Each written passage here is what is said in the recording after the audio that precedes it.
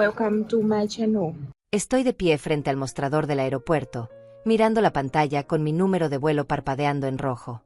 Cancelado. La palabra aparece como una sentencia, fría y definitiva. Mi corazón late tan fuerte que siento el pulso en mis sienes. Hace 3 horas que espero aquí, con mi bolso apretado contra el pecho, tratando de entender qué salió mal. La empleada me mira con esa expresión que ya conozco demasiado bien, esa mezcla de lástima y fastidio que la gente reserva para las ancianas que causan problemas sin querer. Le explico por tercera vez que mi reserva estaba confirmada, que recibí el código, que todo estaba en orden cuando salí de casa esta mañana. Ella teclea en su computadora con dedos rápidos, sus uñas hacen un sonido seco contra las teclas. Niega con la cabeza. Me dice que mi reserva fue cancelada hace 2 horas. Que alguien llamó desde el número registrado en mi cuenta y solicitó la cancelación. Que no hay reembolso porque fue una cancelación voluntaria. Siento como el suelo se mueve bajo mis pies. Mis manos tiemblan cuando saco mi teléfono del bolsillo de mi abrigo. La pantalla se ilumina y ahí está. Un mensaje de Valeria. Mi hija. Las palabras aparecen en la pantalla como cuchillos. Buena suerte al volver caminando a casa, vieja inútil. Ya era hora de que aprendieras tu lugar en esta familia.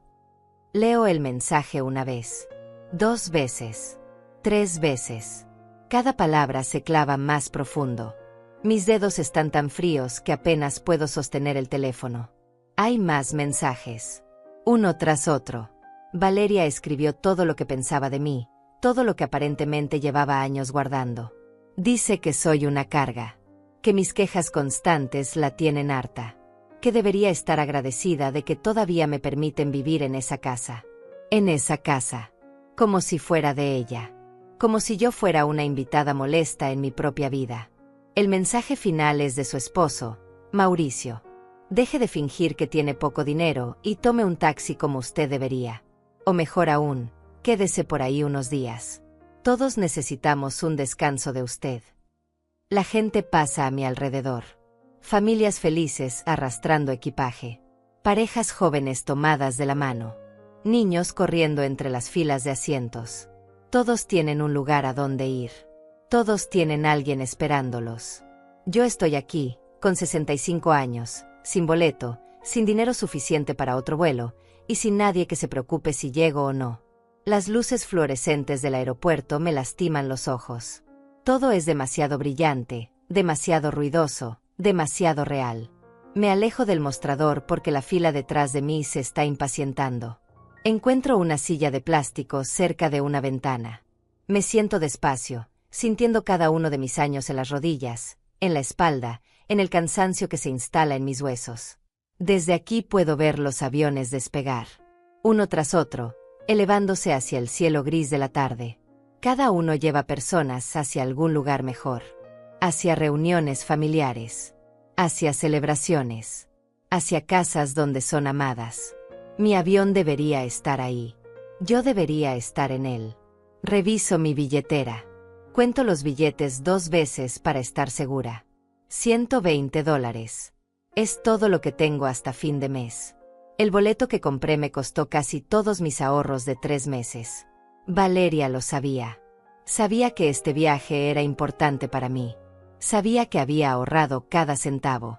Sabía que iba a visitar a mi hermana Irene, a quien no veo hace 4 años.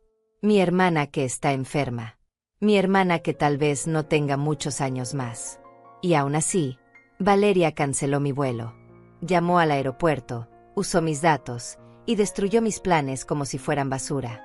El teléfono vibra en mi mano. Otro mensaje. Esta vez es una foto. Es mi habitación. Mi pequeña habitación en la parte trasera de la casa. Valeria tomó una foto de mis cosas tiradas en el suelo. Mis libros. Mi ropa. Las fotografías de mi esposo fallecido. Todo está desparramado como si un tornado hubiera pasado por ahí. El mensaje dice, limpiando el cuarto de invitados. Ya encontramos mejor uso para este espacio. Cuando vuelvas, si es que vuelves, tus cosas estarán en cajas en el garaje. No lloro. He aprendido a no llorar. Las lágrimas nunca cambiaron nada. Las lágrimas solo hacen que la gente te vea como más débil, más patética, más digna de lástima. Guardo el teléfono. Respiro hondo. El aire del aeropuerto huele a café quemado y a productos de limpieza. Hay un hombre vendiendo periódicos a pocos metros. Una mujer arrastra a un niño pequeño que no quiere caminar. Una pareja discute sobre direcciones. La vida continúa. El mundo sigue girando. Y yo estoy sentada aquí, invisible, olvidada, cancelada. Pienso en cómo llegué a este momento. En todas las decisiones que me trajeron aquí. En todos los años que dediqué a ser buena madre, buena esposa, buena persona. Trabajé toda mi vida. Crié a Valeria sola después de que su padre murió. Le di todo. La puse en buenas escuelas. Me aseguré de que tuviera oportunidades que yo nunca tuve. Y ahora ella me trata como si fuera nada. Como si todos esos años no significaran nada. Como si yo no significara nada. Pero esto no comenzó hoy. No comenzó esta mañana cuando me desperté emocionada por mi viaje. No comenzó cuando empaqué mis pocas pertenencias con cuidado, doblando cada prenda como si fuera algo precioso. Esto comenzó hace 3 semanas, en la cocina de esa casa donde he vivido durante los últimos 30 años. La casa que construí con mi esposo. La casa donde crié a mi hija. La casa que ahora, según Valeria, ya no me pertenece. Fue un martes por la tarde. Yo estaba preparando la cena como siempre hago. Valeria llegó del trabajo con esa expresión tensa que ha llevado en el rostro durante los últimos 2 años. Desde que se casó con Mauricio, todo cambió. Él entró a nuestras vidas como una tormenta, con sus trajes caros y sus opiniones sobre todo. Desde el principio me miró como si yo fuera un mueble viejo que alguien olvidó tirar a la basura. Pero ese día fue diferente. Ese día, Valeria se sentó a la mesa y me dijo que necesitábamos hablar. Recuerdo cómo se veían sus ojos. Duros. Calculadores. Me dijo que ella y Mauricio habían estado pensando en el futuro. En sus planes. En sus necesidades. Dijo que la casa era demasiado grande para los 3. Que necesitaban privacidad. Que yo estaba todo el tiempo ahí, en su espacio, interfiriendo con sus vidas. Interfiriendo. Esa fue la palabra que usó. Como si mi simple existencia fuera un problema que necesitaban resolver. Le pregunté qué quería que hiciera. ¿A dónde esperaba que fuera? Tengo 65 años. Mi pensión apenas alcanza para lo básico. No tengo otro lugar. Ella se encogió de hombros. Me sugirió que buscara un apartamento pequeño. Algo modesto. Algo lejos. Dijo que sería bueno para mí tener mi propio espacio. Independencia, lo llamó. Como si echarme de mi propia casa fuera un regalo. Como si me estuviera haciendo un favor al destruir lo poco de estabilidad que me quedaba en la vida. Mauricio entró a la cocina en ese momento. Se sirvió un vaso de agua del refrigerador como si fuera el dueño del lugar. Miró las ollas en la estufa y arrugó la nariz. Dijo que la comida olía demasiado fuerte. Que sus amigos se habían quejado la última vez que vinieron a cenar. Que yo necesitaba aprender a cocinar cosas más modernas, más sofisticadas. O mejor aún, dijo con una sonrisa fría, tal vez era hora de que ellos contrataran a alguien profesional para cocinar. Alguien que supiera lo que hacía. Valeria se rió. Mi propia hija se rió de mí en mi propia cocina. Dijo que Mauricio tenía razón. Que mi forma de hacer las cosas era anticuada. Que todo en la casa necesitaba actualizarse, incluyendo mis costumbres. Miré a mi hija y traté de encontrar en ella algo de la niña que crié. La niña que solía abrazarme cuando tenía pesadillas. La niña que me decía que era la mejor mamá del mundo. Pero esa niña se había ido. En su lugar había una mujer que me miraba con frialdad, con impaciencia, con desprecio apenas contenido. Los días después de esa conversación fueron un infierno silencioso. Valeria comenzó a traer folletos de residencias para ancianos. Los dejaba en la mesa de la cocina donde yo pudiera verlos. Lugares con nombres alegres y fotografías de personas mayores sonriendo falsamente.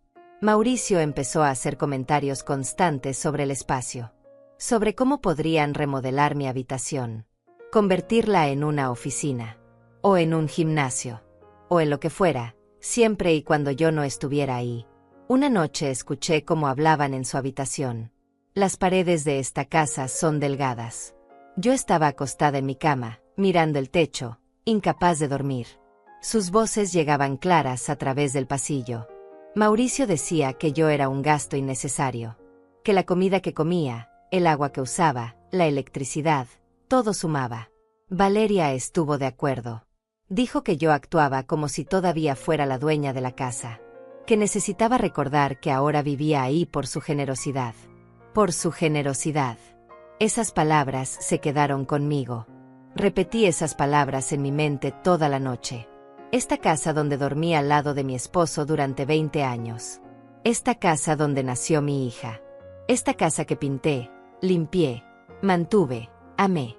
Y ahora me decían que estaba aquí por generosidad de ellos. Como si fuera una extraña. Como si no tuviera derecho a estar en el único lugar que alguna vez llamé hogar. Fue entonces cuando decidí hacer el viaje. Llamé a mi hermana Irene esa misma noche. Necesitaba salir de ahí. Necesitaba respirar. Necesitaba estar con alguien que me recordara quién era yo antes de convertirme en esta versión rota y pequeña de mí misma. Irene lloró cuando le conté lo que estaba pasando. Me dijo que fuera a visitarla. Que me quedara todo el tiempo que necesitara. Que su casa era mi casa. Y por primera vez en semanas, sentí algo parecido a la esperanza. Ahorré cada centavo que pude. Dejé de comprar las cosas pequeñas que solía darme como gusto. El café especial. Las revistas. Las flores que me gustaba poner en mi habitación. Guardé cada dólar hasta que tuve suficiente para el boleto. Fue un sacrificio, pero valía la pena. La idea de ver a mi hermana, de abrazar a alguien que realmente me quería, me mantuvo en pie durante esas semanas horribles. Le dije a Valeria sobre mi viaje hace 10 días. Su reacción me debería haber advertido lo que vendría. Levantó las cejas. Preguntó cómo pensaba pagar el boleto. Le dije que había ahorrado. Se rió. Una risa corta y amarga. Dijo que era típico de mí gastar dinero en tonterías cuando debería estar contribuyendo más a los gastos de la casa. Mauricio agregó que si tenía dinero para viajes, entonces podía empezar a pagar renta. Renta en mi propia casa. No discutí. He aprendido que discutir con ellos es inútil. Solo empeora las cosas. Solo hace que me traten peor. Así que guardé silencio. Conté los días hasta mi vuelo. Marqué cada fecha en el calendario que tengo escondido en el cajón de mi mesita de noche. Cada día que pasaba era un día menos que tenía que soportar. Un día más cerca de la libertad, aunque fuera temporal. Esta mañana me desperté antes del amanecer. Preparé mi bolso en silencio.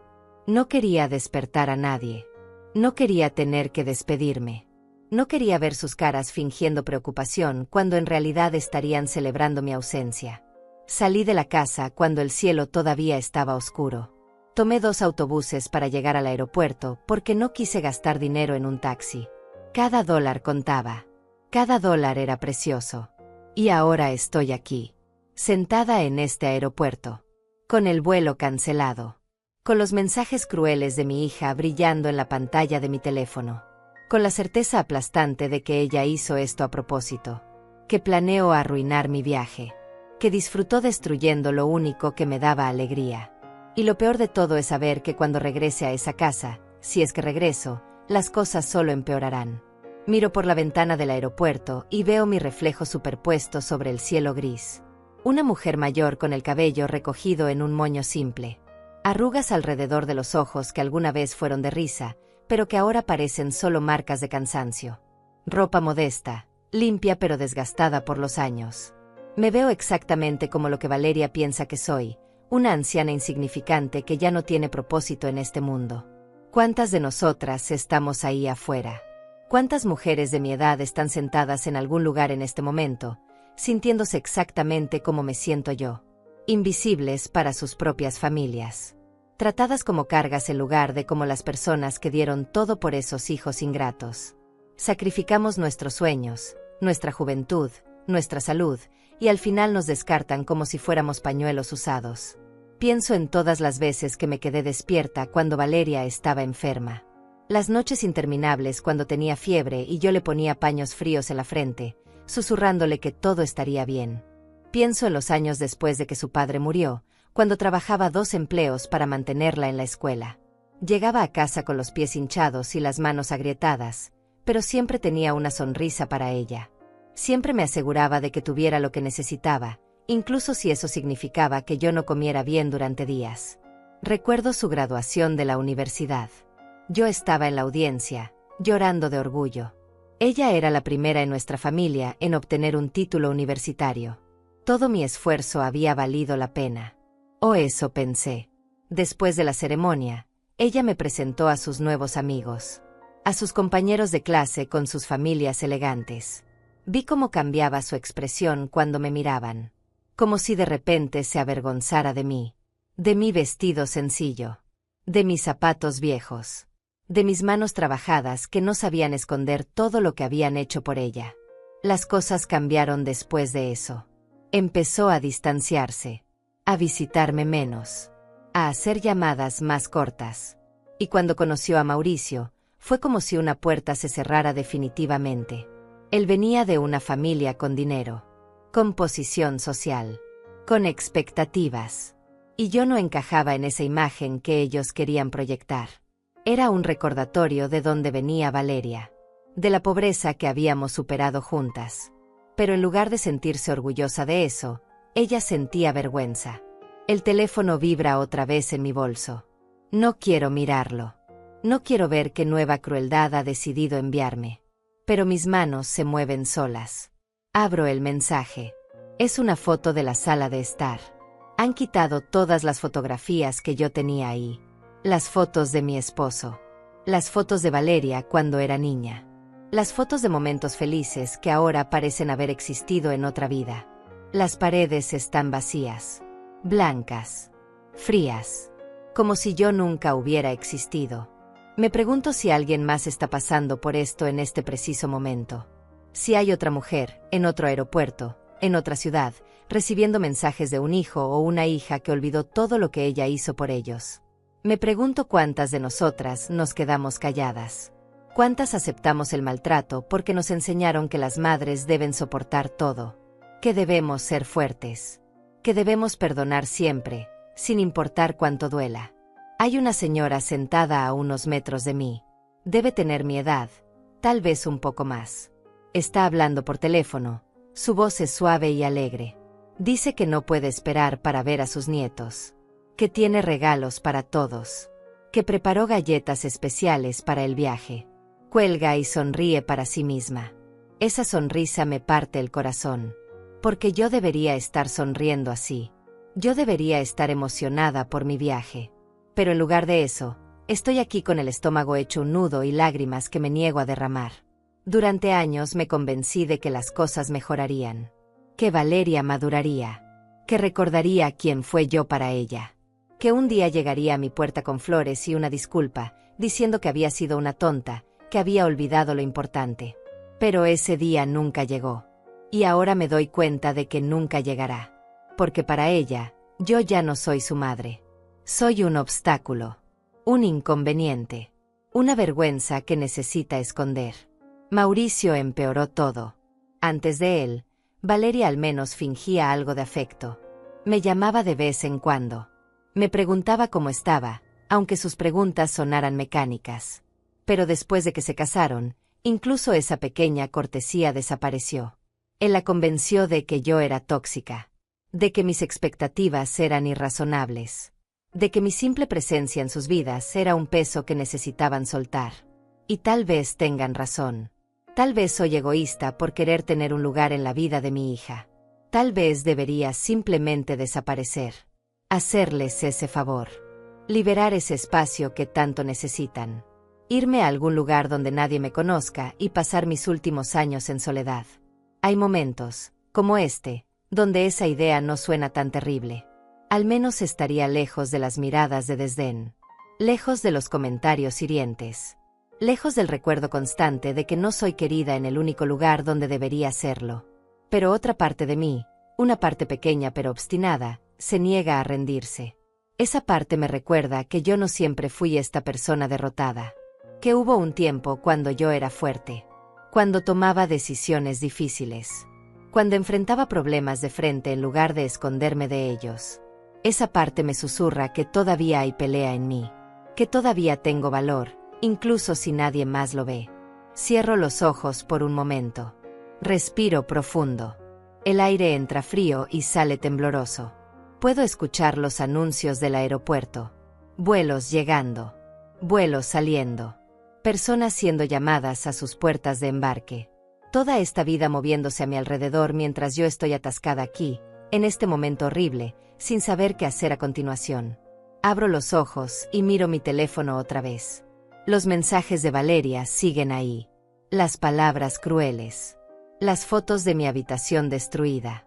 Todo es evidencia de cuánto me desprecia. De cuán poco significo para ella. Pero también es evidencia de algo más. De su cobardía. Porque en lugar de decirme estas cosas a la cara, tuvo que hacerlo por mensajes. En lugar de enfrentarme directamente, tuvo que sabotear mi viaje cuando yo ya estaba lejos. Me levanto de la silla. Mis piernas están rígidas de estar sentada tanto tiempo. Camino despacio hacia el baño del aeropuerto. Necesito lavarme la cara. Necesito un momento de privacidad antes de decidir qué voy a hacer. Los pasillos están llenos de gente apurada. Me muevo a un lado para dejarlos pasar. Siempre me estoy moviendo a un lado. Siempre estoy haciéndome pequeña para no molestar a nadie. En el baño, me miro en el espejo bajo las luces brillantes. Mi piel se ve cansada. Hay manchas oscuras bajo mis ojos. Mi cabello tiene más gris de lo que recordaba. Pero mis ojos, cuando realmente me miro en ellos, todavía tienen algo. Una chispa. Una fuerza que pensé que había perdido hace mucho tiempo. Tal vez todavía está ahí. Tal vez solo necesita ser recordada. Me lavo la cara con agua fría. El agua corre por mis mejillas y por un momento puedo fingir que estoy lavando todo lo malo. Pero cuando me seco con las toallas de papel ásperas, todo sigue ahí. El dolor. La humillación. La sensación de haber sido descartada como si no valiera nada. Salgo del baño y camino sin rumbo por el aeropuerto. Necesito mover mis piernas. Necesito hacer algo que no sea quedarme sentada pensando en lo miserable que es mi vida. Pero mientras camino, los recuerdos vienen.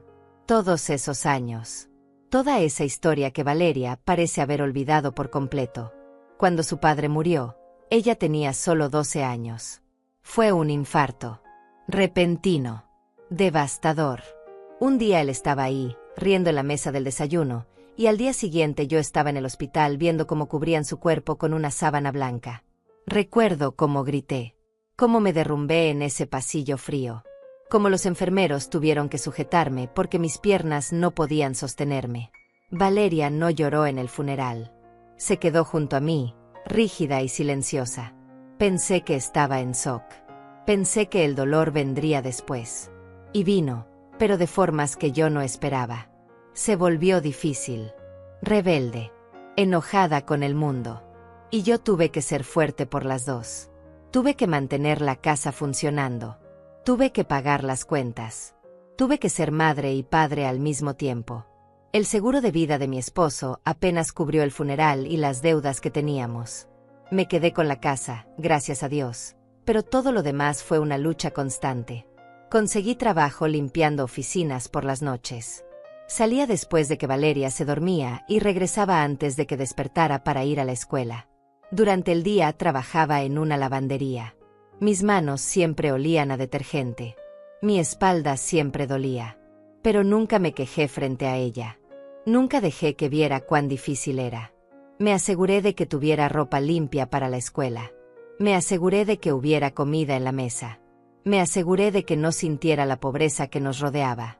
Cuando sus amigas hablaban de sus vacaciones familiares, yo inventaba excusas de por qué nosotras no podíamos viajar. Cuando querían ir al cine o a comer pizza, yo encontraba la manera de darle algo de dinero, aunque eso significara que yo comería arroz durante una semana. Los fines de semana, cuando ella salía con sus amigas, yo aprovechaba para hacer trabajos extra. Costura, planchado, lo que fuera. Había una señora rica en el otro lado de la ciudad que me pagaba bien por limpiar su casa 2 veces al mes. Era un trabajo agotador. Esa casa tenía 3 pisos y ella era exigente con cada detalle. Pero el dinero extra me permitía darle a Valeria cosas que otras chicas tenían. Útiles escolares nuevos. Ropa que no fuera de segunda mano. Pequeños lujos que la hacían sentir normal. Cuando llegó el momento de la universidad, yo no tenía dinero ahorrado. Había gastado todo en mantenerla viva y medianamente feliz durante esos 6 años después de la muerte de su padre. Pero ella era inteligente. Siempre lo fue. Consiguió una beca parcial. No era suficiente. Necesitábamos más. Así que pedí un préstamo. Puse la casa como garantía. Fue la decisión más aterradora de mi vida, pero lo hice sin pensarlo 2 veces. Porque ella era mi hija. Porque creí que su educación era lo más importante. Durante esos 4 años de universidad, trabajé más duro que nunca. Agregué otro trabajo de limpieza. 3 noches a la semana, limpiaba un restaurante después de que cerraba. Terminaba a las 3 de la mañana y luego tenía que estar en la lavandería a las 7. Dormía 4 horas si tenía suerte. Mi cuerpo protestaba constantemente. Mis rodillas comenzaron a fallar. Mi espalda estaba siempre tensa. Pero seguí adelante porque cada pago del préstamo estudiantil era mi responsabilidad. Valeria vivía en el campus. Venía a casa solo en vacaciones. Y cuando venía, siempre estaba ocupada. Tenía proyectos. Tenía que estudiar. Tenía que ver a sus amigas del pueblo. Yo entendía. Yo no quería ser una carga para ella. Quería que disfrutara su juventud. Que tuviera experiencias que yo nunca tuve. Así que la dejaba ir sin quejas. La abrazaba cuando se iba y contaba los días hasta que volviera. Pero cada vez que regresaba, había algo diferente en ella. Su ropa era mejor. Su forma de hablar había cambiado. Usaba palabras que yo no conocía. Hablaba de conceptos y teorías que estaban más allá de mi comprensión. Y yo me sentía orgullosa. Mi hija se estaba educando. Mi hija estaba convirtiéndose en alguien importante. Pero también sentía una distancia creciendo entre nosotras. Como si con cada semestre, ella se alejara un poco más de mí. Después de su graduación, consiguió un buen trabajo. Empezó a ganar más dinero en un mes de lo que yo ganaba en 6. Me ofreció ayudarme a pagar el préstamo de la casa. Dijo que era lo justo. Que yo había sacrificado demasiado. Rechacé su ayuda. Le dije que ese préstamo era mi responsabilidad. Que ella necesitaba ahorrar su dinero para su propio futuro. Además, yo seguía trabajando. Todavía tenía mis empleos. Todavía podía pagar las cuotas mensuales, aunque significara seguir viviendo con lo mínimo. Fue entonces cuando conoció a Mauricio. Él trabajaba en la misma empresa. Venía de una familia acomodada. Cuando Valeria me lo presentó, vi cómo él miraba nuestra casa. Nuestra pequeña casa modesta con sus muebles viejos y sus paredes que necesitaban pintura. Vi el juicio en sus ojos. Vi cómo evaluaba cada cosa, cada detalle, y nos encontraba deficientes. Pero sonrió. Estrechó mi mano. Dijo las cosas correctas. Y yo quería creer que era un buen hombre porque mi hija lo había elegido. Se casaron en una ceremonia pequeña. Mauricio pagó todo. No quiso mi ayuda. Dijo que era su regalo para Valeria. Yo estuve ahí, en un vestido prestado, sintiéndome fuera de lugar entre sus familiares elegantes y amigos sofisticados. Durante el brindis, Valeria agradeció a todos. Agradeció a sus profesores. Agradeció a sus amigos. Agradeció a la familia de Mauricio por recibirla. Me mencionó al final, casi como una idea de última hora. Agradeció mi apoyo. Apoyo. Como si todo lo que había hecho pudiera resumirse en esa palabra tan pequeña. Después de la boda, propusieron que viviéramos juntos. Dijeron que tenía sentido económico, que la casa era suficientemente grande, que así yo no estaría sola. Acepté porque pensé que sería bueno. Pensé que tendríamos tiempo para reconstruir nuestra relación. Pensé que tal vez, viviendo bajo el mismo techo, ella recordaría quién era yo. Quién había sido para ella. Pero me equivoqué. Desde el primer día, las reglas cambiaron. Mauricio comenzó a reorganizar todo. Dijo que necesitaban privacidad en ciertas áreas de la casa. Que ciertas habitaciones ahora eran solo para ellos. Mi espacio se fue reduciendo poco a poco. Primero fue la sala de estar. Luego el comedor. Después la cocina en ciertos horarios. Me encontré retirándome cada vez más a mi habitación, tratando de no molestar, tratando de no estar en el camino. Valeria nunca intervino. Cuando Mauricio hacía comentarios sobre mis costumbres, ella asentía. Cuando él sugería cambios que básicamente me excluían, ella estaba de acuerdo. Era como si hubiera olvidado que esa era mi casa. Como si hubiera olvidado que yo había vivido ahí mucho antes que él. Como si hubiera olvidado todo. Y ahora estoy aquí, en este aeropuerto. El resultado final de años de ser empujada cada vez más hacia los márgenes de mi propia vida. Me dejaron claro que no soy bienvenida. Que no me quieren. Que sería mejor para todos si simplemente desapareciera. Y lo intenté. Intenté irme por unos días. Darles el espacio que tanto decían necesitar. Pero incluso eso fue demasiado para ellos. Incluso un pequeño momento de paz para mí era algo que necesitaban destruir. Regreso a la silla junto a la ventana. Mis piernas no pueden caminar más. El cansancio es tan profundo que siento que podría quedarme dormida aquí mismo, en medio de todo este ruido y movimiento. Saco mi teléfono otra vez. No sé por qué sigo mirándolo. Tal vez parte de mí espera que haya un mensaje diferente. Una disculpa. Un error. Algo que explique todo esto de una manera que tenga sentido. Pero solo hay más crueldad. Mauricio envió un video. Mi corazón se acelera cuando veo la miniatura. Es mi habitación otra vez. Presiono play con dedos temblorosos. El video comienza y es él caminando por mi espacio, su voz clara y burlona. Está grabando todo. Mis pocas pertenencias. Mis libros viejos apilados junto a la cama. La foto de mi esposo en el marco desgastado sobre la cómoda. El rosario que mi madre me dio antes de morir colgando de la esquina del espejo. Su voz llena mis audífonos. Dice que están haciendo un tour del cuarto que pronto será su nueva oficina. Ríe. Se acerca a mi cómoda y toma la foto de mi esposo. La mira y dice algo sobre muebles antiguos que ya no sirven. Coloca la foto boca abajo. Se mueve hacia mi pequeño closet. Abre las puertas y hace un gesto exagerado de sorpresa ante mi ropa modesta. Dice que donarán todo porque nadie en su círculo social vestiría algo así. Valeria aparece en el video. Está de pie en el marco de la puerta, sonriendo. Mi hija está sonriendo mientras su esposo se burla de mis pertenencias. Mientras ridiculiza todo lo que soy. Mauricio le pregunta si está segura de que quiere quedarse con algo de mis cosas. Ella niega con la cabeza. Dice que no hay nada de valor ahí. Nada que valga la pena conservar. Sus palabras son como cuchillos directos a mi corazón. El video continúa. Mauricio abre el cajón donde guardo mis documentos importantes. Mis papeles personales. Las cartas que mi esposo me escribió cuando éramos jóvenes. Los dibujos que Valeria hizo cuando era niña y que yo guardé todos estos años como tesoros. Él saca un puñado de papeles y los agita frente a la cámara. Dice que todo esto es basura que necesita ser tirada. Que no entiende cómo alguien puede acumular tanto papel inútil. Valeria se acerca y toma una de las cartas. La abre. Lee en voz alta con una voz burlona las palabras románticas que mi esposo me escribió hace más de 40 años. Mauricio ríe. Dice que es cursi. Que es patético. Valeria arruga la carta y la tira al suelo. Mi cuerpo entero se tensa viendo esto.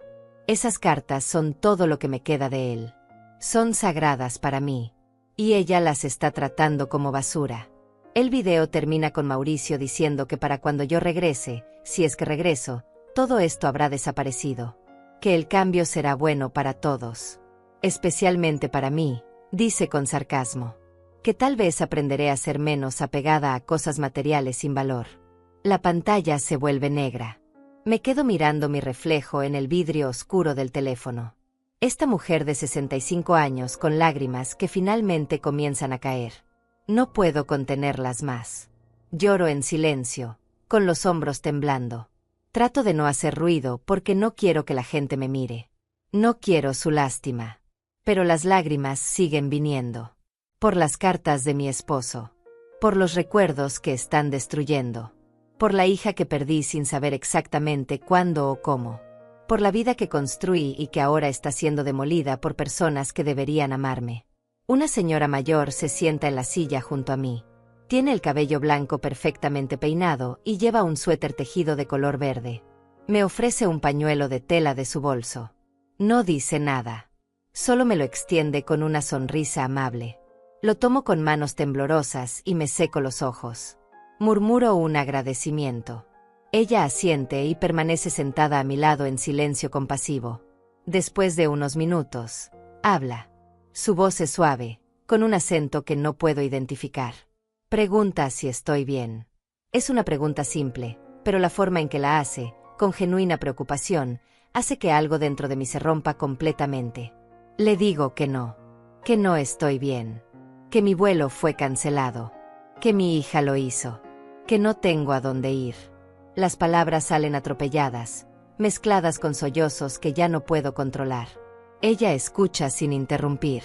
Cuando termino, suspira profundamente. Me dice que tiene 3 hijos, que 2 de ellos la olvidaron en cuanto tuvieron sus propias vidas, que solo uno la llama regularmente. Dice que a nuestra edad, descubrimos quienes realmente nos amaron y quienes solo amaron lo que podíamos darles. Sus palabras son tristes, pero hay una especie de paz en la forma en que las dice, como si hubiera hecho las paces con esa verdad. Le pregunto qué hizo, cómo superó el dolor de ser rechazada por sus propios hijos. Ella me mira con ojos sabios y cansados. Dice que dejó de esperarlos, que dejó de necesitar su aprobación, que construyó una vida con las personas que sí la valoraban. Su hijo menor, sus amigas, su comunidad. Dice que fue difícil al principio, como amputar una parte de ti misma, pero que con el tiempo, el dolor disminuyó, y descubrió que podía ser feliz sin ellos. Sus palabras se asientan en mi pecho como piedras pesadas. Porque sé que tiene razón. Sé que necesito dejar ir a Valeria. Dejar ir la esperanza de que algún día me vea realmente. Que me valore. Que me ame como yo la amo. Pero es tan difícil. Es mi única hija. Es todo lo que me queda de mi esposo. Es la razón por la que sobreviví todos esos años difíciles después de su muerte. La señora me da su nombre. Se llama Margarita. Me cuenta que vive sola en un apartamento pequeño a 2 horas de aquí, que su hijo menor la visita cada domingo, que tiene un jardín en su balcón donde cultiva hierbas y flores, que se unió a un grupo de lectura con otras mujeres de su edad, que su vida es simple pero es suya, que finalmente, después de años de vivir para otros, está viviendo para ella misma. Le hablo de mi hermana Irene, de cómo no la he visto en 4 años. De cómo está enferma y tal vez no le quede mucho tiempo. De cómo este viaje era mi oportunidad de estar con ella, de recordar que alguien en este mundo realmente me quiere. Margarita asiente comprensivamente. Dice que tengo que encontrar una manera de llegar a donde está mi hermana. Que no puedo dejar que Valeria me robe eso también. Miro mi teléfono otra vez. Reviso mis mensajes y ahí está. Un mensaje de Irene de esta mañana, antes de que todo se desmoronara. Dice que preparó mi habitación favorita, que cocinó mi comida preferida, que cuenta las horas hasta que llegue. Su mensaje está lleno de amor y anticipación. Me imagino su cara cuando se entere de que no voy. Su decepción, su tristeza. No por ella, sino por mí. Porque sabe cuánto necesitaba esto. No puedo defraudar a Irene. No puedo dejar que Valeria gane. No puedo quedarme aquí paralizada por el dolor y la humillación. Necesito hacer algo. Necesito moverme. Necesito luchar aunque sea por una vez en mi vida. Margarita me toma la mano. Sus dedos son cálidos y su agarre es firme. Me dice que soy más fuerte de lo que creo. Que lo puedo ver en mis ojos. Que solo necesito recordar quién era antes de que otros me hicieran creer que no era suficiente. Le agradezco. Le digo que sus palabras significan más de lo que ella sabe. Ella sonríe y se levanta para irse. Tiene un vuelo que abordar. Antes de irse, se inclina y me susurra al oído. Me dice que hay poder en soltar, que hay libertad en decir basta, que nunca es demasiado tarde para elegirse a una misma. Luego se va, caminando con su pequeño equipaje rodante, y yo me quedo sentada con sus palabras resonando en mi mente. Miro mi teléfono una última vez. Los mensajes de Valeria y Mauricio siguen ahí. La evidencia de su crueldad.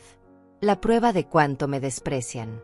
Pero mientras los leo otra vez, algo cambia dentro de mí.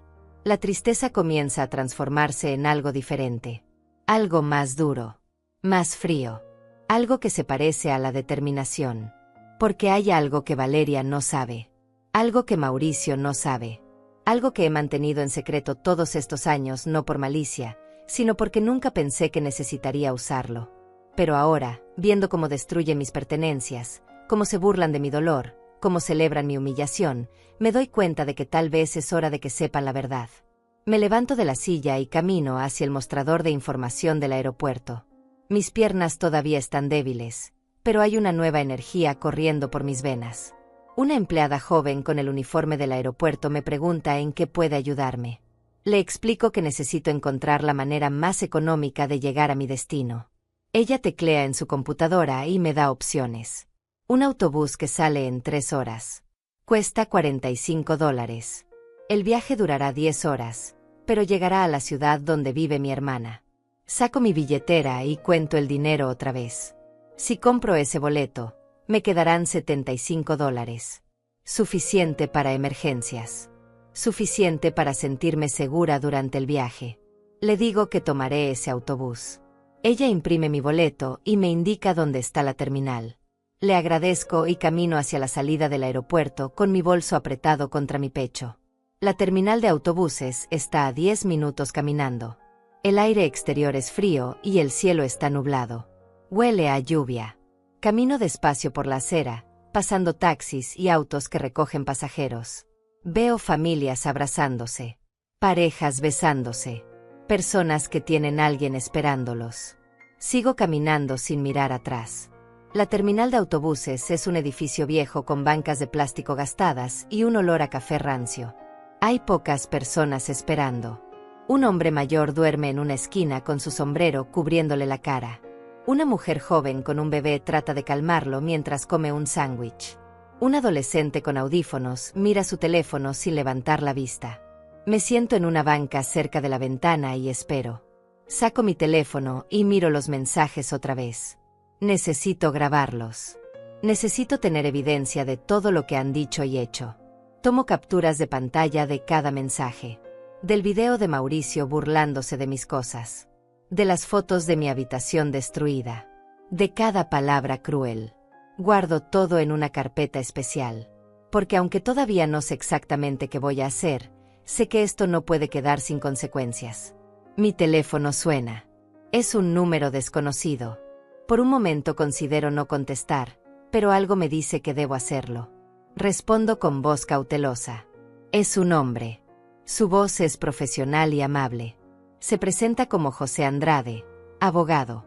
Dice que necesita hablar conmigo sobre un asunto urgente relacionado con documentos de propiedad. Mi corazón se acelera. Le pregunto de qué está hablando. Él explica que su bufete ha estado tratando de contactarme durante las últimas semanas. Que enviaron cartas a mi dirección, pero todas fueron devueltas sin abrir. Que necesitan mi firma en documentos relacionados con la casa donde vivo. Dice que hay discrepancias en los registros. Que alguien ha estado tratando de hacer cambios en la titularidad sin la documentación apropiada. Pregunta si puedo visitarlos para aclarar la situación. Le digo que estoy fuera de la ciudad, pero que regresaré pronto. Le pregunto qué tipo de cambios están tratando de hacer. Él duda por un momento. Dice que no puede dar muchos detalles por teléfono, pero que alguien presentó documentos alegando ser el propietario exclusivo de la propiedad. Que cuando verificaron los registros originales, encontraron inconsistencias. Que necesitan hablar conmigo antes de proceder con cualquier cosa. Mi mente comienza a conectar piezas. Valeria y Mauricio. Están tratando de quitarme la casa legalmente. Están tratando de eliminarme completamente de mi propia propiedad. Por eso me están tratando así. Por eso me están empujando para que me vaya. Piensan que si me hacen suficiente miserable, simplemente desapareceré y ellos podrán tomar todo sin que nadie haga preguntas. Le doy al abogado el número de mi hermana. Le digo que estaré ahí durante la próxima semana, pero que podemos hablar por teléfono si es necesario. Él dice que eso funcionaría. Que lo importante es que yo esté consciente de la situación. Que no firme nada sin consultarlo primero. Que tenga cuidado. Sus palabras finales resuenan en mis oídos después de que colgamos. Tenga cuidado. Me quedo mirando mi teléfono por un largo rato. Todo empieza a tener sentido ahora. La hostilidad creciente. La urgencia por hacerme sentir no bienvenida. Los comentarios sobre que la casa ya no es mía. No estaban siendo crueles por crueldad. Estaban siendo crueles con un propósito. Querían que me fuera antes de que descubriera lo que estaban tramando. Pero hay algo que ellos no saben. Algo que nunca les dije porque nunca pensé que necesitarían saberlo. Cuando mi esposo murió, él dejó todo a mi nombre. Absolutamente todo. La casa. Las cuentas bancarias pequeñas que teníamos. Incluso un seguro de vida que yo nunca cobré porque decidí dejarlo como fondo de emergencia. Todos los documentos están en una caja de seguridad en el banco. Una caja que solo yo puedo abrir. Además de eso, hay algo más. Algo que ni siquiera Valeria sabe. Durante todos esos años que trabajé limpiando casas, una de mis clientas era una señora muy rica que se encariñó conmigo. Se llamaba María Cantero. No tenía hijos. No tenía familia. Cuando murió hace 5 años, dejó algo en su testamento. Una propiedad pequeña. Un departamento modesto en el centro de la ciudad. Me lo dejó a mí. A la mujer que limpió su casa durante 15 años y que siempre la trató con dignidad y respeto. Nunca hice nada con ese departamento. Lo renté a través de una agencia de bienes raíces. El dinero de la renta va directamente a una cuenta que Valeria no conoce. No es mucho, tal vez $600 al mes, pero se ha ido acumulando durante 5 años. Son casi $36,000 que tengo ahorrados. Dinero que guardé pensando que algún día podría necesitarlo para una emergencia. Pensando que tal vez se lo dejaría a Valeria cuando yo muriera. Pero ahora veo las cosas diferentes. Ese dinero no es para Valeria. Ese departamento no es para Valeria. Esas propiedades no son para alguien que me trata como basura. Son mías. Las gané con mi trabajo. Con mi sudor. Con años de sacrificio que ella nunca valoró. Y si ella y Mauricio quieren jugar este juego de intentar robarme lo que es mío, entonces es hora de que aprendan con quién están tratando realmente. Saco una pequeña libreta de mi bolso. Es vieja, con las esquinas dobladas. Ahí tengo anotadas todas las direcciones importantes. El banco donde está mi caja de seguridad. El nombre de la agencia que maneja mi propiedad rentada. El número del abogado que manejó el testamento de María. Todo está ahí, en mi letra pequeña y cuidadosa. Información que he guardado todos estos años sin pensar que la necesitaría para defenderme de mi propia hija. El autobús llega 30 minutos tarde. Es un vehículo viejo con asientos desgastados y un olor a diésel. Subo los escalones despacio, mostrando mi boleto al conductor, un hombre de mediana edad con bigote gris que apenas me mira. Encuentro un asiento en la parte de atrás, junto a la ventana. Coloco mi bolso en el asiento de al lado y apoyo mi cabeza contra el vidrio frío. Mientras el autobús sale de la terminal, saco mi teléfono otra vez. Necesito hacer algunas llamadas. Primero llamo a Irene. Ella contesta al segundo timbre, su voz llena de emoción. Le explico lo que pasó. El vuelo cancelado. Los mensajes de Valeria. Todo. Ella escucha en silencio y cuando termino, hay una pausa larga antes de que hable. Su voz está llena de rabia cuando finalmente responde. Dice que siempre supo que Valeria tenía ese lado frío. Que lo vio en la boda, en la forma en que me trató como si fuera una vergüenza. Dice que debía haberme ido de esa casa hace mucho tiempo.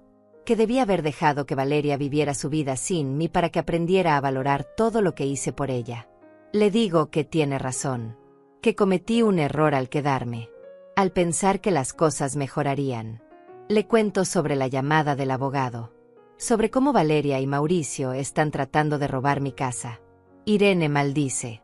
Dice palabras que raramente la he escuchado usar. Luego se calma y me dice que cuando llegue a su casa, iremos juntas a ver a un abogado. Que no van a salirse con la suya. Que vamos a pelear esto con todo lo que tengamos. Su apoyo me da fuerzas. Me recuerda que no estoy sola. Que todavía tengo a alguien en mi esquina. Después de colgar con Irene, hago otra llamada. Al banco. Necesito confirmar que mi caja de seguridad sigue intacta. Que nadie ha intentado acceder a ella. La representante verifica mi identidad con preguntas de seguridad y luego confirma que todo está en orden. que la última vez que se abrió fue hace 3 años, cuando yo misma fui a revisar los documentos. Siento un alivio enorme. Al menos eso está seguro. El autobús avanza por la carretera. El paisaje afuera es monótono. Campos vacíos. Pueblos pequeños. Estaciones de gasolina solitarias. El cielo finalmente se abre y comienza a llover. Las gotas golpean el vidrio, creando patrones que se deslizan hacia abajo. Cierro los ojos por un momento. Estoy cansada. Tan cansada. Pero por primera vez en mucho tiempo, también me siento despierta. Alerta. Lista para pelear. El viaje en autobús se siente interminable. Cada parada en pueblos pequeños alarga el trayecto. Suben y bajan pasajeros. Una madre con 3 niños ruidosos. Un hombre que huele a alcohol y se sienta demasiado cerca. Una pareja de ancianos que discute en voz baja sobre direcciones. Yo permanezco en mi asiento junto a la ventana, mirando pasar el mundo mientras mi mente trabaja sin parar. Pienso en todos los documentos que tengo guardados. No solo los papeles de la casa. No solo el testamento de mi esposo. Hay más. Mucho más. Durante años, guardé todo. Cada recibo. Cada comprobante de pago. Cada documento que demostraba que yo era quien mantenía esa casa funcionando. Los pagos de impuestos están a mi nombre. Los servicios están a mi nombre. El título de propiedad, el original que está en mi caja de seguridad, está solo a mi nombre. Cuando mi esposo murió, él se aseguró de que todo fuera clarísimo. Me lo explicó incluso antes de morir, durante esos últimos meses, cuando su corazón comenzaba a fallar y él sabía que no le quedaba mucho tiempo. Me hizo prometer que nunca vendería la casa. Que nunca la cedería a nadie sin estar completamente segura. Dijo que era mi seguridad. Mi protección. El único lugar en el mundo que nadie podría quitarme. Y yo mantuve esa promesa. Incluso cuando el dinero era escaso. Incluso cuando hubo momentos en que vender la casa habría resuelto todos mis problemas económicos. Nunca lo consideré seriamente. Porque esa casa era más que ladrillos y cemento. Era mi historia. Era el lugar donde amé a mi esposo. Donde crié a mi hija. Donde construí una vida que, aunque modesta, era mía. Valeria nunca preguntó sobre los documentos de la casa.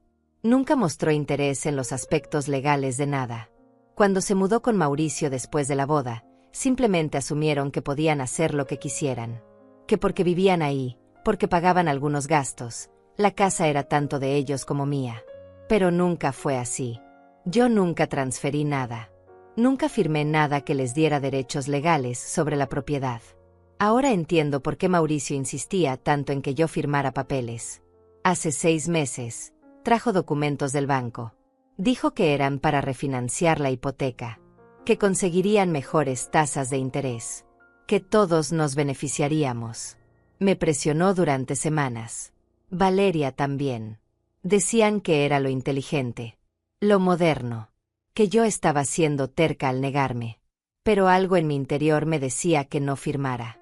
Tal vez era la forma en que Mauricio me miraba cuando me ponía los papeles enfrente.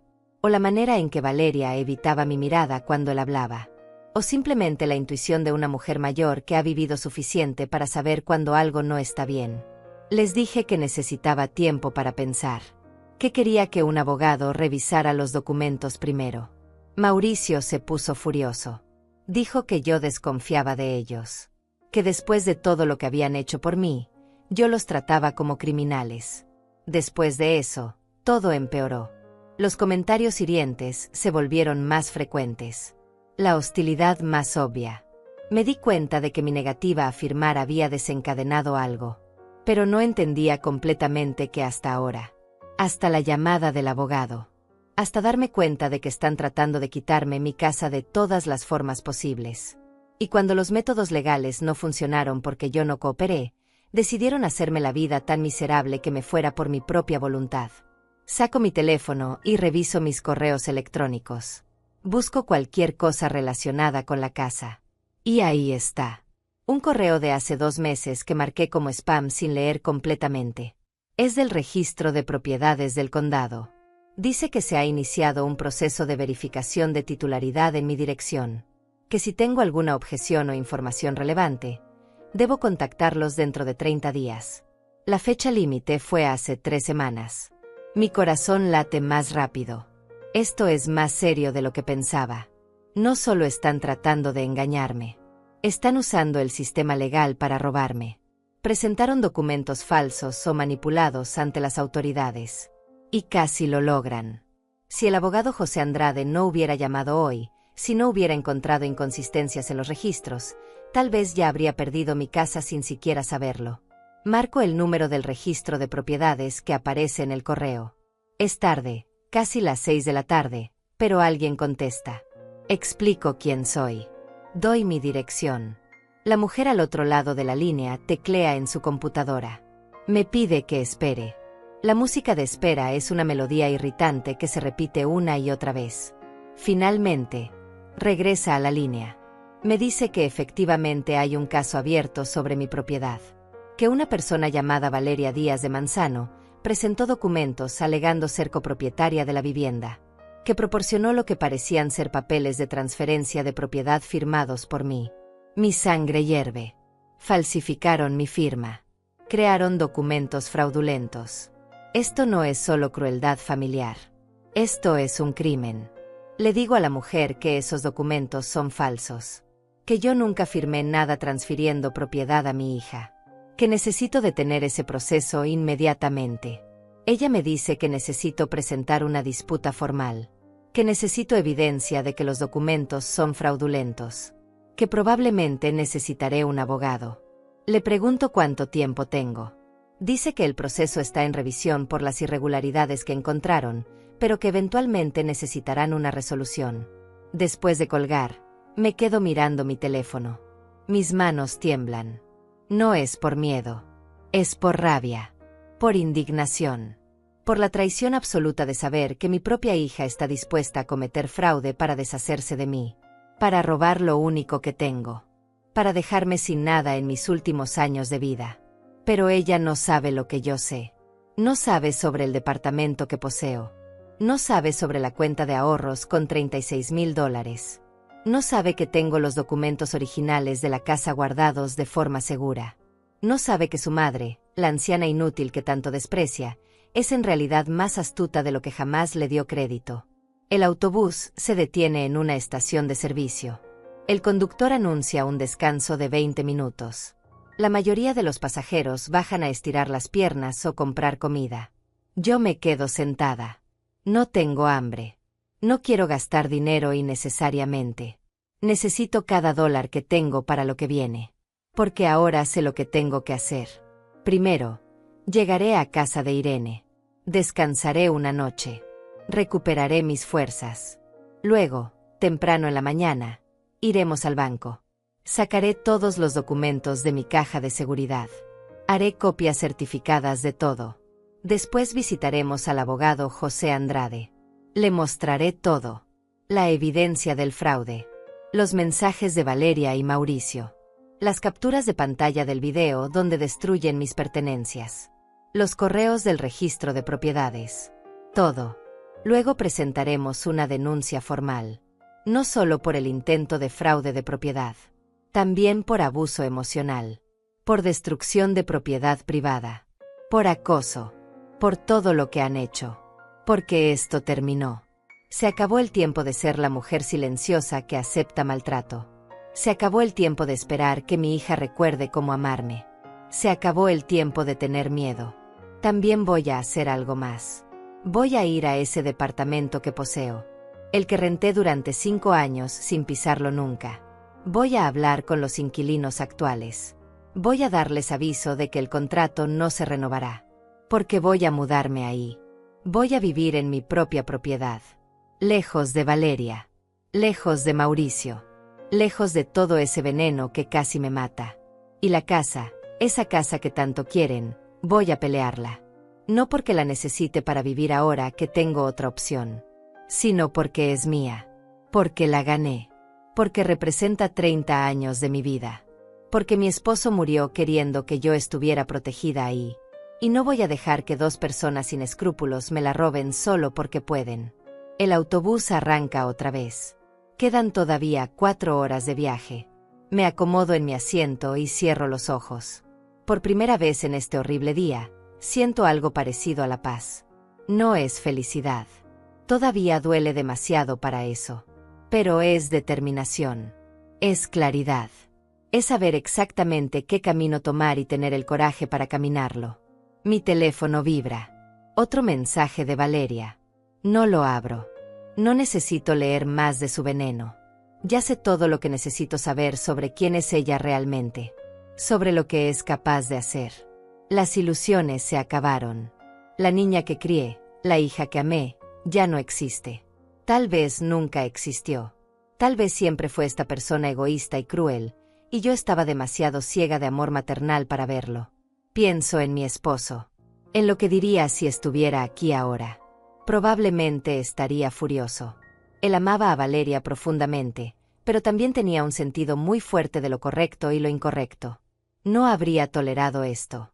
No habría permitido que ella me tratara así. Tal vez es bueno que no esté aquí para ver en qué se convirtió su hija. Le rompería el corazón. Pero él me dejó las herramientas para protegerme. Los documentos. La casa a mi nombre. Las instrucciones claras de nunca ceder mi seguridad. Es como si hubiera sabido, incluso entonces, que algún día podría necesitar defenderme. Y ahora ese día llegó. Y voy a honrar su memoria peleando. Voy a honrar todos los sacrificios que hicimos juntos asegurándome de que no fueron en vano. El autobús llega a su destino final a las 3 de la mañana. Estoy exhausta. Cada hueso de mi cuerpo duele. Bajo los escalones del vehículo con cuidado, aferrándome al pasamanos. El aire nocturno es frío y huele a humedad. La terminal está casi vacía. Solo un empleado de limpieza pasa el trapeador por el suelo sucio. Afuera, bajo la luz amarillenta de un farol, veo el auto de Irene. Mi hermana sale corriendo hacia mí en cuanto me ve. Nos abrazamos en medio del estacionamiento vacío. Ella es 2 años mayor que yo, pero en este momento siento como si fuera la hermana menor. Como si ella fuera la fuerte y yo la que necesita protección. Lloro en su hombro. Todas las emociones del día salen de una vez. Ella me sostiene y me deja llorar sin decir nada. Solo me acaricia el cabello como hacía cuando éramos niñas y yo tenía pesadillas. Finalmente nos separamos. Ella toma mi bolso y lo pone en su auto. Me ayuda a subir al asiento del pasajero. Mientras conduce hacia su casa, me cuenta que preparó té caliente y que la habitación de invitados tiene sábanas limpias. Que mañana hablaremos de todo. Que esta noche solo necesito descansar. Asiento sin fuerzas. Mis ojos se cierran solos durante el corto trayecto. Su casa es pequeña y acogedora. Huele a canela y a limpio. Me lleva directo a la habitación. La cama se ve como el paraíso. Me acuesto sin siquiera quitarme los zapatos. Irene me los quita con gentileza. Me cubre con una manta suave. Apaga la luz. Duermo profundamente por primera vez en semanas. Sin pesadillas. Sin miedo. Solo oscuridad completa y silencio. Me despierto a las 9 de la mañana. Puedo oler café y pan tostado. Me levanto despacio, sintiendo cada músculo tenso. Me lavo la cara en el pequeño baño adjunto a la habitación. Me miro en el espejo. Mis ojos están hinchados de tanto llorar ayer. Mi piel se ve gris. Pero hay algo diferente. Una determinación en mi mirada que no estaba ahí antes. Irene está en la cocina preparando el desayuno. Me sirve café en una taza grande y pone frente a mí un plato con huevos revueltos y pan tostado. Como aunque no tengo mucha hambre. Necesito las fuerzas. Mientras comemos, le cuento todo en detalle. Los intentos de fraude. Los documentos falsificados. La llamada del abogado. Mi plan para los próximos días. Ella escucha atentamente, asintiendo de vez en cuando. Cuando termino, ella se levanta y va a su estudio. Regresa con una carpeta.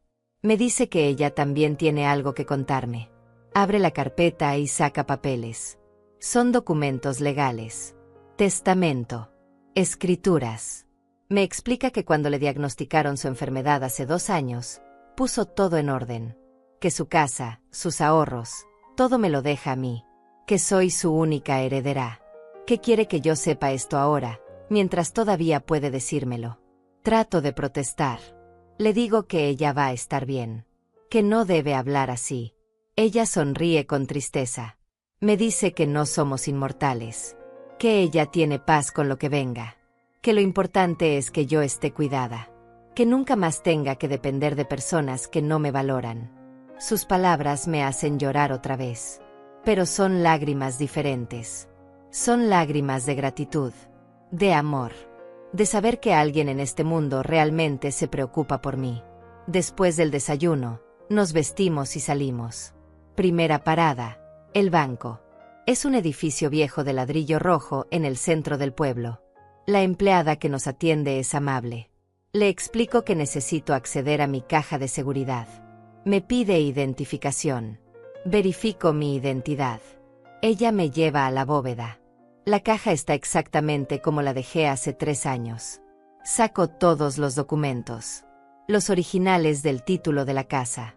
El testamento de mi esposo. Los papeles del seguro de vida. Las escrituras del departamento que heredé de María Cantero.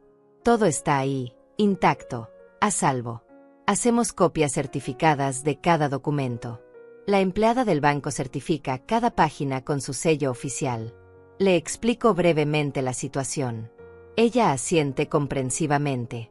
Me dice que lamentablemente ve casos así con frecuencia. Familias que intentan aprovecharse de sus ancianos. Me sugiere que también solicite un reporte de mi historial crediticio. Que verifique si han intentado abrir cuentas o pedir préstamos a mi nombre. Es una buena sugerencia. Lo hago inmediatamente. El reporte llega por correo electrónico 1 hora después. Lo reviso con cuidado. Hay 2 intentos de abrir tarjetas de crédito a mi nombre en los últimos 3 meses. Ambos fueron rechazados porque la información no coincidía completamente. Pero ahí están. Los intentos. Más evidencia de lo que Valeria y Mauricio han estado haciendo. Imprimo todo. Lo agrego a mi carpeta que crece cada vez más. Nuestra siguiente parada es el bufete de José Andrade. Su oficina está en el 2º piso de un edificio modesto cerca de la plaza principal.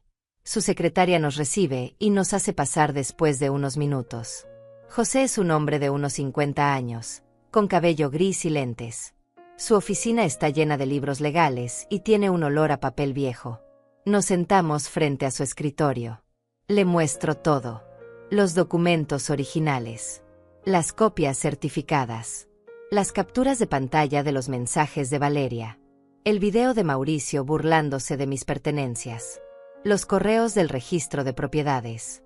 El reporte de crédito con los intentos fraudulentos. Él revisa cada cosa meticulosamente. Toma notas en una libreta legal. Hace preguntas específicas. Su expresión se pone cada vez más seria mientras avanza. Cuando termina de revisar todo, se recuesta en su silla y suspira.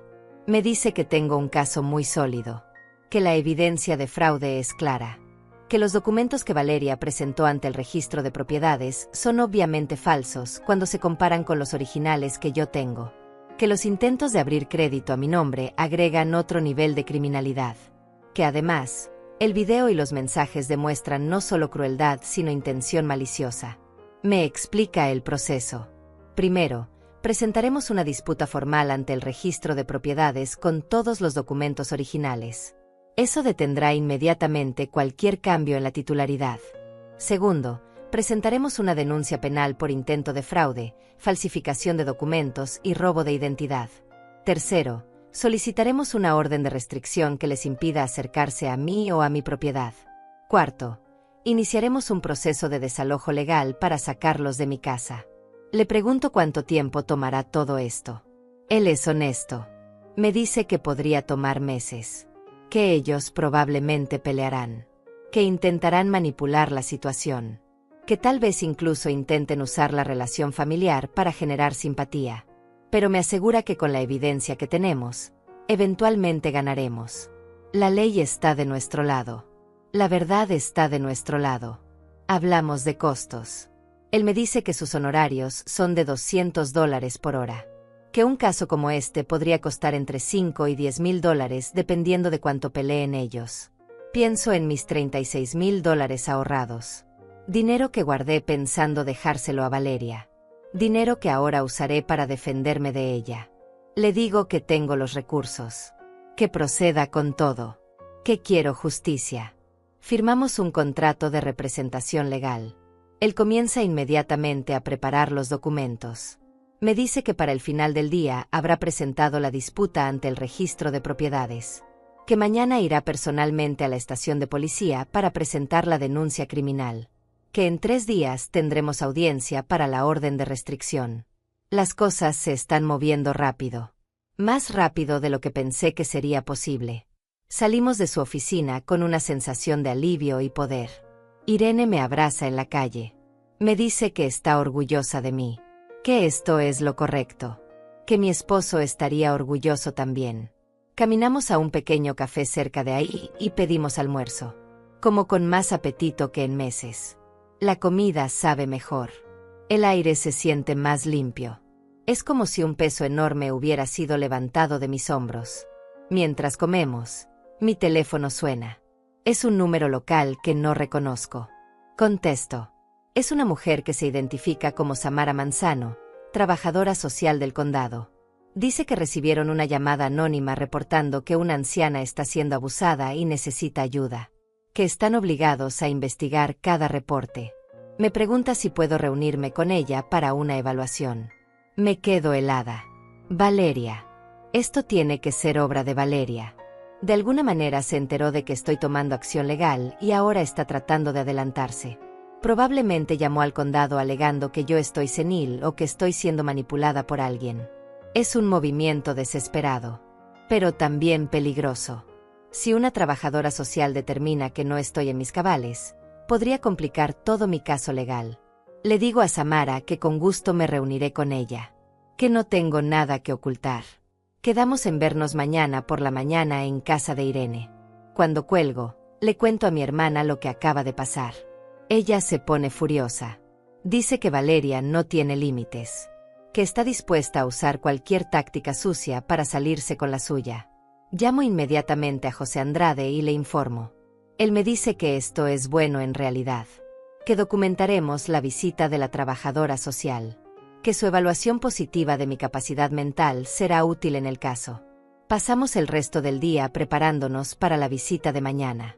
Irene limpia su casa aunque ya está impecable. Yo organizo todos mis documentos de forma clara y accesible. Preparo una línea de tiempo escrita de todo lo que ha pasado. Quiero estar lista para responder cualquier pregunta. Quiero demostrar más allá de cualquier duda que estoy completamente consciente y capaz de tomar mis propias decisiones. Esa noche, antes de dormir, reviso mi teléfono una última vez. Hay docenas de mensajes de Valeria. Los leo todos. Comenzaron siendo crueles y burlones. Luego confundidos cuando no respondí. Ahora son frenéticos. Me pregunta dónde estoy. Dice que necesitamos hablar. Que las cosas se salieron de control.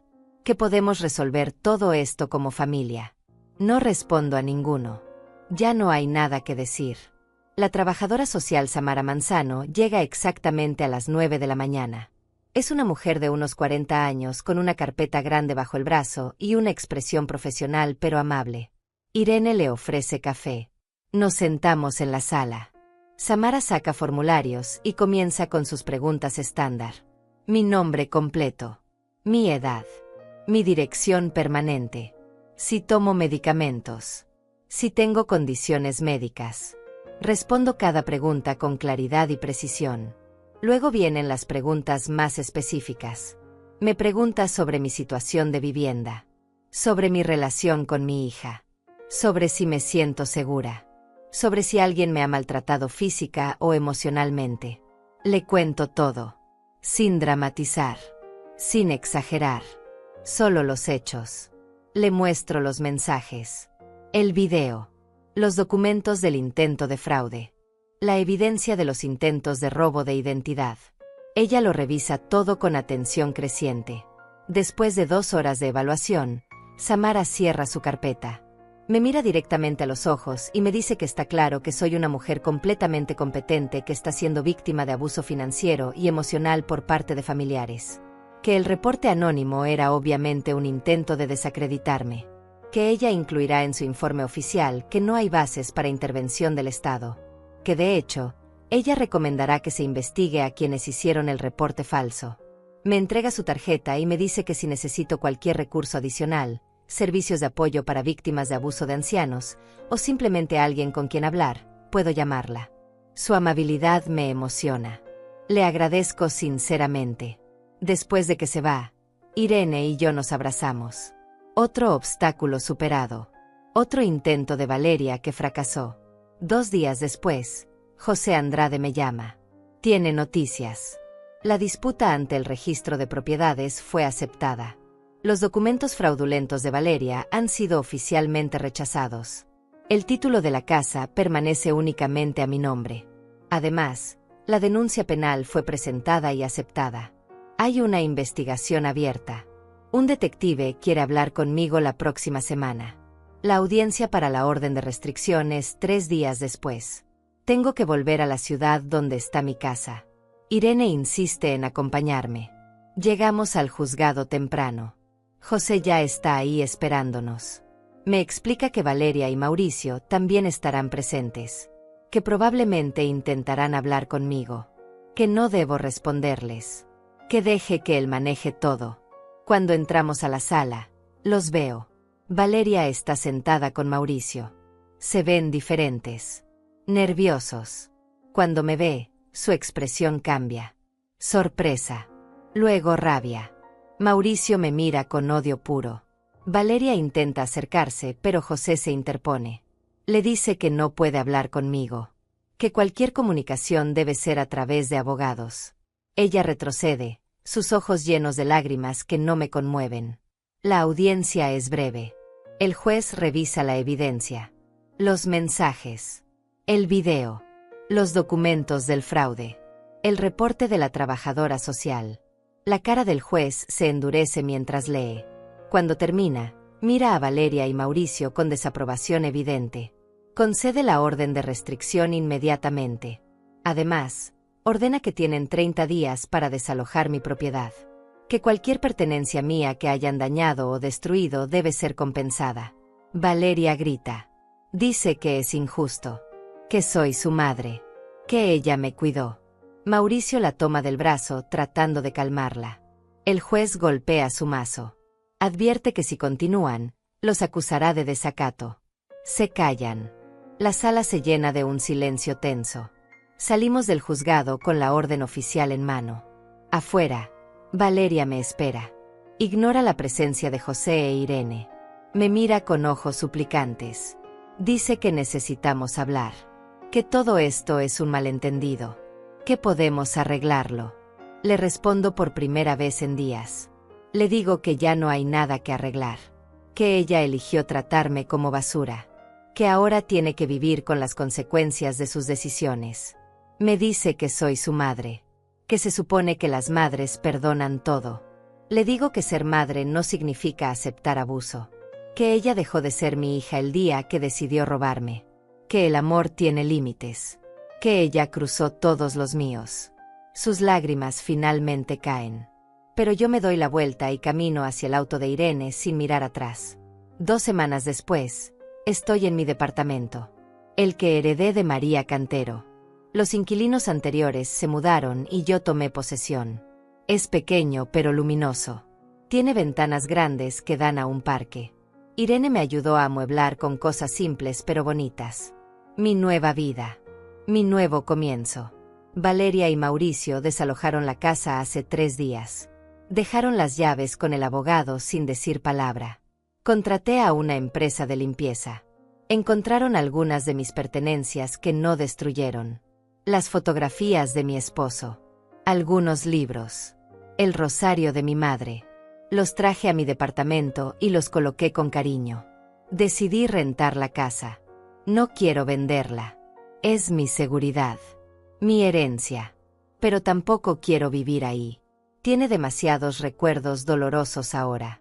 Un agente de bienes raíces ya tiene inquilinos interesados. Una familia joven con 2 niños.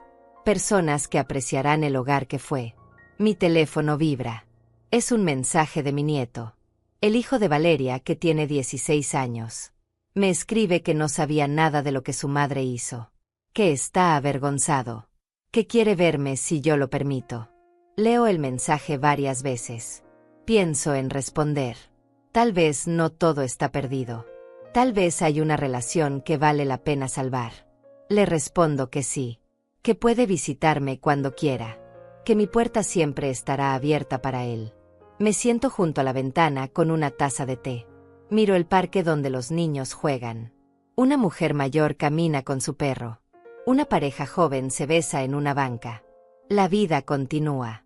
Y por primera vez en años, yo también estoy viviendo. No solo sobreviviendo. No solo aguantando. Realmente viviendo. Libre. Digna. En paz. Valeria perdió una madre. Pero yo me encontré a mí misma.